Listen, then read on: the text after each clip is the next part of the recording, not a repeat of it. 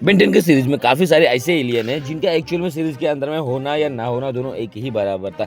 मेरा मतलब ये है कि सीरीज के अंदर में कुछ ऐसे एलियंस भी दिखाए गए हैं बेन टेंशन की ऑमनिट्रिक्स के अंदर में, जिसको एक्चुअल में बेन टेंशन ने यूज़ किया है, बट वो किसी भी काम के नहीं है, पूरी तरीके से यूजलेस ही है। उनके बारे में अगर जानना हो तो मैंने टॉप 10 की लिस्ट बना ली है। तुम इस एरो पर क्लिक करके या डिस्क्रिप्शन में दी हुई लिंक पे तुम क्लिक करके वो वीडियो को वॉच कर सकते हो। इस वीडियो के अंदर मैं तुमको 10 ऐसे एलियंस के बारे में बताऊंगा जो कि काफ़ी ज़्यादा इम्पैक्टफुल है बेन टेंशन का, और साथ ही साथ वो अगर सीरीज के अंदर में हमें नहीं दिखाए जाते तो एक्चुअली में बेन टेंशन उन एलियन के बिना हीरो बन ही नहीं सकता था। अब वो एलियन कौन कौन से और वो यूजफुल एलियन कितने सारे हैं उनके बारे में तो मैं बताऊंगा ही, लेकिन साथ ही साथ मैं ये भी बताऊंगा वो एलियन जरूरी क्यों थे इस सीरीज के अंदर में। तो ज़्यादा टाइम नहीं लेता है, वीडियो करते हैं स्टार्ट। लेकिन उससे पहले तुम लोग ने अगर इसकी पहले वाली वीडियो देखी होगी तो मुझे कमेंट करके जरूर बता देना, और अभी तक नहीं देखा है तो उसको भी जाकर एक बार चेकआउट जरूर कर लेना इस वीडियो के बाद, और चैनल को सब्सक्राइब भी कर देना ताकि नेक्स्ट वीडियो जैसे ही अपलोड करूँ उसको मिस ना कर सको। तो ज़्यादा टाइम नहीं लेते हैं, हम वीडियो करते हैं। और हाँ भाई लोग, इनकी कोई रैंकिंग नहीं होने वाली। तो सबसे पहले नंबर पे जो एलियन आता है वो है हीट ब्लास्ट। जब ऑमनिट्रिक्स बेन टेंशन को फर्स्ट टाइम मिला था तब ऑमनिट्रिक्स को कुछ भी समझते हुए, किसी और तरीके की वॉच समझते हुए बेन टेंशन ने इसका डीएनए अनलॉक कर दिया था ऑमनिट्रिक्स के अंदर में। उसके बाद ऑमनिट्रिक्स जैसे ही एक्टिवेट होती है तो उसे वो ट्रांसफॉर्म कर देती है अपने हीट ब्लास्ट में, और heat blast one of the strongest alien में से एक, क्योंकि ये भाई पूरे का पूरा पायरोनाइट जो है बोले तो एक तरीके से फायर से बना हुआ, जिसकी वजह से फायर क्रिएट कर सकता है, जनरेट कर सकता है, ये इवन ये फायर को भाई एब्जॉर्ब भी कर सकता है। और साथ ही साथ अगर बेन टेंशन जब भी हीट ब्लास्ट में ट्रांसफॉर्म होता है लिटरली काफी ज्यादा आग लगा देता है। तुम्हें बता दूं ये अंडर वाटर भी सर्वाइव कर सकता है। आई नो कि भाई हीट से बना हुआ है, लेकिन इसकी जो पायरोनाइट वाली स्किल्ड है इसकी वजह से ये भाई पूरी तरीके से बुझेगा नहीं। और भाई सिर्फ कोल्ड से थोड़ा बहुत ही इससे हार्म होता है, और वाटर से भी थोड़ा बहुत ही प्रॉब्लम होता है। इसके अलावा इसके बाद कोई भी वीकनेस नामक चीज ही नहीं है। और हीट ब्लास्ट का सबसे यूजफुल मूवमेंट या बोले तो सबसे कोल्डेस्ट मूवमेंट वो लगता है जब एक्चुअल में अपना विलगैक्स बेन 10 क्लासिक सीरीज में ऑमनिट्रिक्स को लेने के लिए आता है। वहीं पर Ben tension thousands of robotic guide जो होते हैं विलगैक्स से, उन सभी को डिस्ट्रॉय कर देता है भाई वन शॉट के अंदर में। भाई ये मूवमेंट देख के ना मुझे हीट ब्लास्ट बहुत ही ज्यादा पसंद आने लगा था। विल तुम्हें पसंद आता था कि नहीं मुझे नहीं पता, बट मुझे तो काफी ज्यादा यूनिक एबिलिटी वाला ये एलियन लगता है, और काफी ज्यादा स्ट्रॉन्ग और पावरफुल एलियन भी लगता है। इस पे तुम लोग क्या सोचते हो क्या नहीं मुझे कमेंट करके जरूर बता देना। इसके बाद जो सेकंड नंबर पे एलियन आता है वो four arms. Literally four arms बहुत ही ज्यादा स्ट्रॉन्ग तो है और बहुत ही ज्यादा यूजफुल भी है। तुम्हें याद ही होगा जब फर्स्ट टाइम डॉक्टर एनिमो से मुलाकात होती है अपने टेंशन फैमिली की, तब उसे रोकने के लिए, उस पागल डॉक्टर को रोकने के लिए एक्चुअली में अपना बेन टेंशन बोला जाए तो एक तरीके से पूरी टेंशन टीम जाती है और उसे वहां पर वो रोक भी देती है। तब हमें फोर आर्म दिखाया जाता है और फर्स्ट टाइम वो मैमल से लड़ता है, और लिटरली उसकी हाइट भी ना तब करीबन 12 से 13 फीट की होती है। उस टाइम पे अपना जो फोर आर्म्स लगता है लिटरली ये ओरिजिनल फोर आर्म्स मुझे लगता है। इसके बारे में तुम्हें एक फन फैक्ट बता दूं, अपना जो ओमनीवर्स वाला सीरीज में दिखाया गया फोर आर्म्स है, उसके बाद जो अपने एलियन फोर्स और अल्टीमेट एलियन फोर्स में दिखाया जाता है फोर आर्म, और जब ये पहला वाला फोर आर्म जो कि अभी तुम स्क्रीन पे देख रहे हो, ये फोर आर्म इन तीनों फोर आर्म्स के मुकाबले भाई जेन्युइन बोला जाए ना कोई फोर आर्म्स एक्चुअल में लगता है तो मुझे ये क्लासिक वाला ही लगता है, जो वन शॉट में एक ही बार में मैमल को भाई उसका सूंड पकड़ के गिरा देता है, और लिटरली काफी ज्यादा यूजफुल हुआ है। और ताकत की बात आती है तो बेन टेंशन में क्लासिक के पूरे इंटायर सीरीज के अंदर में तुरंत ही भाई फोर आर्म्स को ही याद करता था, और बहुत ही ज्यादा यूजफुल भी हुआ, और काफी सारे फाइट को उसने विन भी किया है भाई काफी एक्चुअली तरीके से। ये फोर आर्म्स यूजफुल वेलियन कहलाता है भी है। फिर इसे करीबन कितनी बार दिखाया गया तुम मुझे कमेंट में बता सकते हो। और फोर आर्म्स ताकत के मामले में विलगैक्स तक को टक्कर देता है। अब बढ़ता हूँ नेक्स्ट अपने एलियन की तरफ जो कि एक्चुअली में विलगैक्स को बीट कर चुका है। वो एलियन मैं बात कर रहा हूँ यहाँ पे अपने क्रिस्टल सेपियन एलियन दोस्त की, जिसका नाम है डायमंड हेड। बेन 10 का one of the strongest alien में से आता है अपना डायमंड हेड। तो मैं कमाल की फैक्ट की बात यह बता दूं कि डायमंड हेड एकलौता ऐसा एलियन जिसके ऊपर किसी भी बीमारी का भाई असर ही नहीं पड़ता है, क्योंकि तुमने देखा होगा अगर इसे सर्दी होती है, बुखार होता है तो भी इससे कोई बॉडी के ऊपर कोई भी हार्मनेस नहीं होता है, इवन ये दूसरों के लिए काफी ज्यादा हार्मफुल हो जाता है। और तुमने देखा होगा क्लासिक सीरीज से लेकर एक्चुअल में ओमनीवर्स वाली सीरीज तक काफी ज्यादा कूल और बैडेस्ट मूवमेंट इसके दिखाए गए हैं। One of the baddest movement वो होता है जब ये विलगैक्स को बीट करता है, लिटरली काफी ज्यादा बैडेस्ट मूवमेंट वो मुझे लगता है। इसके ऊपर फायर का कोई यूज नहीं होता, और साथ ही साथ इसकी कोई बड़ी वीकनेस है वो है एक्चुअली में सोनिक साउंड वाली, जो कि अपना इको निकालता है, वही इसकी सबसे बड़ी वीकनेस है। इसके अलावा इसकी भी कोई और वीकनेस है भी नहीं। अब आते हैं नंबर 4 वाले एलियन पे, जिसको हमने एलियन फोर्स के अंदर में देखा था, जिसका नाम है एको ओक्यो। एक्चुअली में एको ओक्यो one of the strongest alien में से एक है। उसका मेन रीजन ये है उसकी एको एको वाली साउंड, यानी उसकी जो वॉइस निकलती है लिटरली बहुत ही ज़्यादा पावरफुल होती है, जिसके वजह से इसका सामने वाला अपोनेंट तो किसी भी हालत में भाई डिस्ट्रॉय होना ही होना है या बीट होना ही होना है, भले वो जाइंट एलियन हो या छोटे से छोटा ही एलियन क्यों ना हो। और ये तुम्हें बता दूं कमाल का फैक्ट ये है, जिस तरीके से डिट्टो अपना डुप्लीकेशन यानी शैडो क्लोन का यूज करते हुए कई सारे क्लोन बना सकता है, बट वो किसी भी पावर का और यूज नहीं कर सकता है। वहीं पर एको एको अपने मुंह से जो सोनिक साउंड की आवाज निकलता है वो लिटरली सभी के लिए बहुत ही ज्यादा हार्मफुल होती है, चाहे वो एलियंस हो, चाहे वो नॉर्मल्स हो, चाहे वो भाई म्यूटेशन वाले ही एलियंस क्यों ना हो। और तुम्हें ये फाइट तो याद ही होगा जहाँ पे बेन टेंसन एको एको बोला जाए तो अल्टीमेट एको एको का यूज करते हुए एक्चुअली में केविन 11 अल्टीमेट केविन 11 को बीट कर देता है और बहुत ही ज्यादा बुरी तरीके से बीट कर देता है। और लिटरली यही one of the strongest alien में से एक भी कहलाने लगा था, बिकॉज इसका रीजन ये है कि अल्टीमेट अपना एको एको एक बार भी किसी से बीट नहीं हुआ है पूरे के पूरे सीरीज के अंदर में।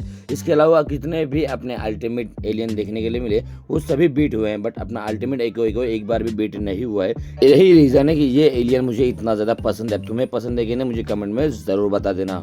अगला जो एलियन है उसका बहुत ही बड़ा है, यस मैं बात कर रहा हूँ वेबिक की, जिसकी हाइट बहुत बड़ी है। भाई तुम लोग कुछ भी मत समझा करो, उल्टे पुल्टे वीडियो नहीं बनाता हूँ, जेन्युइन वीडियो बनाता हूँ। देखो एक्चुअल में जो अपना वेबिक है उसको अनलॉक किया था ओमनिट्रिक्स के अंदर में अपने एजमत ने, जब वो फर्स्ट टाइम बहुत ही जाइंट रूप हो ले चुका था। और लिटरली इस फाइट के दौरान अपना वेबिक ही वो पहला एलियन था जिसने विल्गैक्स को बीट किया था बहुत ही ज़्यादा दूर फेंक के। और इसकी जो नॉर्मल हाइट है वो 100 फीट से 200 फीट की है, और जब ये अपने अल्टीमेट फॉर्म में जाता है लिटरली इसकी हाइट 200 फीट से 300 फीट की हो जाती है। इसी के साथ साथ ये अपने हाथों से कॉस्मिक रे की एनर्जी प्रोड्यूस कर सकता है, जिसने इसका यूज किया था अपने ड्रैगन के ऊपर। और ड्रैगन को भाई इसने हवा में फ्लाई कर रहा होता, उसके बावजूद इसने एक्चुअली में अपने हाथों से ही ड्रैगन को अर्थ पर लेके गिरा दिया था। और इसकी स्पीड की वजह से काफी ज्यादा ड्यूरेबल और काफी ज्यादा फास्ट एलियन की लिस्ट में भी आता है। और तुम्हें एक फन फैक्ट बता दूं, अपना वेबिक अपने जैसे टोक्यो स्टार जैसे एलियन को भी बीट कर चुका है। तुमने देखा होगा ओमनिवर्स वाले सीरीज के अंदर में। और literally one of the strongest और वन ऑफ द नहीं सबसे टॉलेस्ट कोई एलियन है वेन का, वो यही बनता है। वेल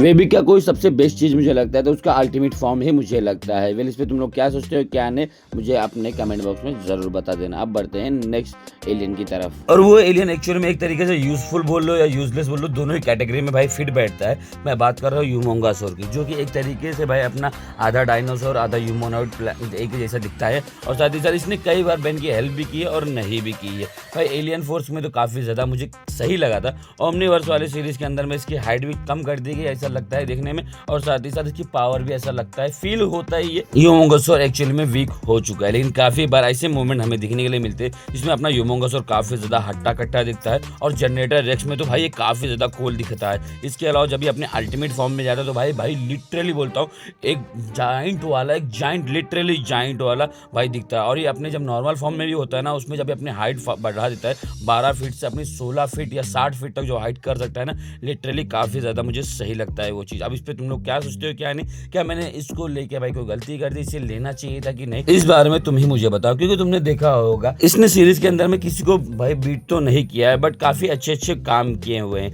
काफी ज्यादा हेल्प की हुई है अपने साथी की, अपने पार्टनर की, जिसकी वजह से उस फाइट को वो भाई विन तो कर लिया है लेकिन किसी और के सपोर्ट में। और इसकी हाइट बढ़ाने वाली एबिलिटी तो काफी ज्यादा मुझे कमाल की ही लगती है हर बार, इसीलिए मैंने इस लिस्ट में इसको भी शामिल कर लिया है। अब तुम ही मुझे बताओ क्या मैंने सही किया कि नहीं। अगला जो एलियन है वो बेन का बहुत ही फेवरेट एलियन है। मैं बात कर रहा हूँ अपने फीडबैक की। फीडबैक एक्चुअली में अपने 11 साल वाले बेन टेनिसन का फेवरेट एलियन होता है। और इसी ही रीजन की वजह से हमने जब बेन 10 एलियन फोर्स सीरीज देखना स्टार्ट की उसमें हमने देखा था कि बेन टेनिसन ने ओमनिट्रिक्स उतार दिया है, बिकॉज फीडबैक की जान ले ली थी अपने मालवेयर ने, जो कि बहुत ही तगड़ा वाला विलन था। उसने ओमनिट्रिक्स के अंदर में से फीडबैक के डीएनए को एग्जिस्टेंस से ही मिटा दिया होता है, ऐसा हमें लगता है। बाद में हमने देखा था ओमनिवर्स वाले सीरीज के अंदर में आखिर में जब 11 साल वाला बेन टेनिसन अपने 16 साल वाले बेन टेनिसन से मिलता है तब उनके बीच में जो बातचीत होती है, जो कन्वर्सेशन होता है, उनके थ्रू अपना जो फीडबैक का डीएनए फिर से उसमें आ चुका होता है और उसी के वजह से अपना फीडबैक फिर से रिटर्न करता है और बहुत ही तगड़ी फाइट करता है। और हाँ तुम्हें बता दूं